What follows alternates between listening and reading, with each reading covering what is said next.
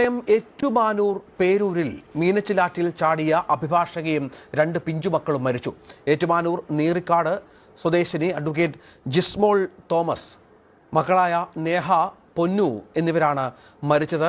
നാട്ടുകാർ ഇവരെ ആശുപത്രിയിൽ എത്തിച്ചുവെങ്കിലും മരണം സംഭവിക്കുകയായിരുന്നു. മുത്തോലി പഞ്ചായത്ത് മുൻ പ്രസിഡന്റാണ് ജിസ്മോൾ. ഹൈക്കോടതിയിൽ അഭിഭാഷകയായി പ്രാക്ടീസ് ചെയ്തു വരികയായിരുന്നു. ഇന്നലെ രാത്രി ജിസ്മോൾ കൈത്തണ്ട മുറിച്ച് ആത്മഹത്യ ചെയ്യാൻ ശ്രമം നടത്തിയ വിവരങ്ങളും അല്പം മുമ്പ് പുറത്തു വന്നു. ജി ശ്രീത്ത് വിവരങ്ങൾ പങ്കുവെക്കുകയാണ്. ശ്രീത്ത്, എന്താണ് സംഭവിച്ചത്? ഇങ്ങനെ തുടർച്ചയായുള്ള ആത്മഹത്യാ ശ്രമമെന്ന് പറയുമ്പോൾ അത് ഒരുപാട് ദുരൂഹതകൾ, മനസ്സിലാക്കാൻ പറ്റാത്ത വിധത്തിലുള്ള നിരവധി സംഭവങ്ങൾ ഇവരുടെ ജീവിതത്തിൽ ഉണ്ടായി എന്നുള്ളതാണോ?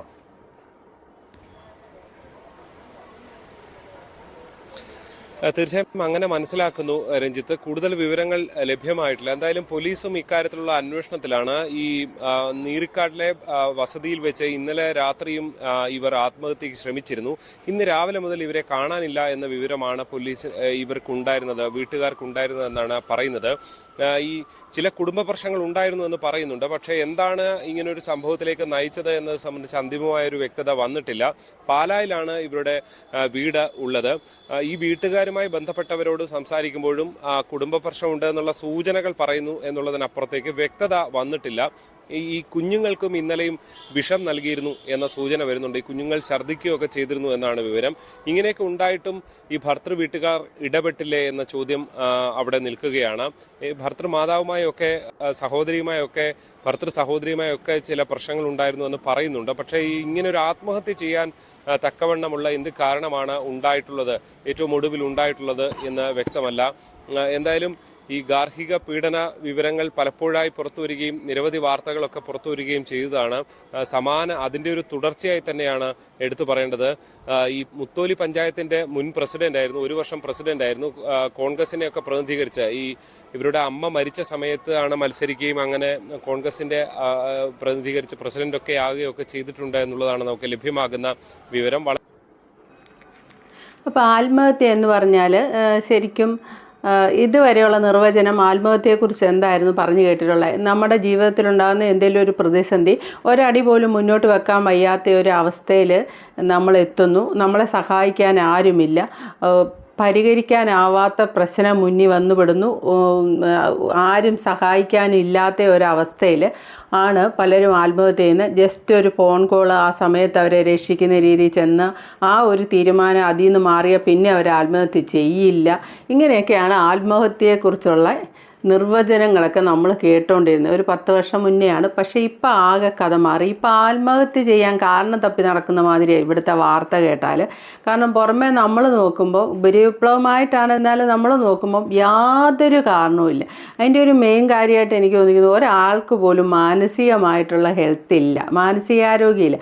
പകുതി പേരും ഡിപ്രഷന് മരുന്ന് കഴിക്കുക, ഇതിൻ്റെ എല്ലാം കാരണം ആദ്യം തൊട്ട് ചെയ്യുകയാണെങ്കിൽ കൂട്ടുകുടുംബ വ്യവസ്ഥിതി ഇവിടെ നിലനിന്ന കാലത്ത് ഇത്ര ആത്മഹത്യയില്ല. അതെന്താണെന്ന് വെച്ചാൽ, ഒരാൾക്കൊരു സ്വന്തമായിട്ടൊരു പ്രശ്നം ഉണ്ടാകുമ്പോൾ അത് ആ കൂട്ടുകുടുംബത്തിൽ ഇഷ്ടംപോലെ ആൾക്കാരുണ്ട്, സ്വന്തക്കാർ, അവനവൻ്റെ സ്വന്തം ബ്ലഡ് റിലേഷനിലുള്ളവരുണ്ട്, അവരോട് ഷെയർ ചെയ്യുന്നു, എല്ലാവരോടും കൂടി ആലോചിച്ച് എന്തെങ്കിലും ഒരു പരിഹാരം കാണുന്നു. അത് കഴിഞ്ഞ് കുറച്ച് കഴിഞ്ഞപ്പം നല്ല ഫ്രണ്ട്സ് ഉണ്ട്, അവരോട് പറയുമായിരുന്നു. ഇപ്പോഴത്തെ ഒരു അവസ്ഥ എന്ന് വെച്ചാൽ, ഒരു വീടുണ്ട്, ആ വീടിൻ്റെ കതവും വാതിലും ഒക്കെ അടച്ചിടും.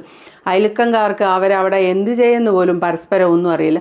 പണ്ട് ഞാൻ ഈ അടുത്ത് ഓർത്തു, പണ്ട് ഈ കറി കൂട്ടാനെല്ലാം വെച്ചിട്ട് അങ്ങോട്ട് കൊടുക്കൽ ഇങ്ങോട്ട് കൊടുക്കൽ, ഇങ്ങനെയൊക്കെ ഒരു കാലം ഉണ്ടായിരുന്നു. ഇനി കുറച്ച് കഴിയുമ്പോൾ നിങ്ങൾ ഓർത്തോ, നമ്മളിത് അടുത്ത തലമുറയോട് പറയണം, അയ്യേ എന്ത് നാണം കെട്ട കാര്യമാണ് നിങ്ങളൊക്കെ ചെയ്തുകൊണ്ടിരുന്നതെന്ന് അവർ ചോദിക്കും. അവരുടെ ചിന്താഗതിയിൽ ഈ ആഹാര സാധനങ്ങളൊക്കെ പരസ്പരം എക്സ്ചേഞ്ച് ചെയ്ത് അങ്ങോട്ടും ഇങ്ങോട്ടും മാറ്റി കഴിക്കുകയൊക്കെ ചെയ്യുമെന്നൊക്കെ പറയുന്നത് കേട്ടാൽ അവർക്ക് നാണക്കേടായിട്ട് തോന്നും. കാലത്തിൻ്റെ ഒരു മാറ്റമാണത്.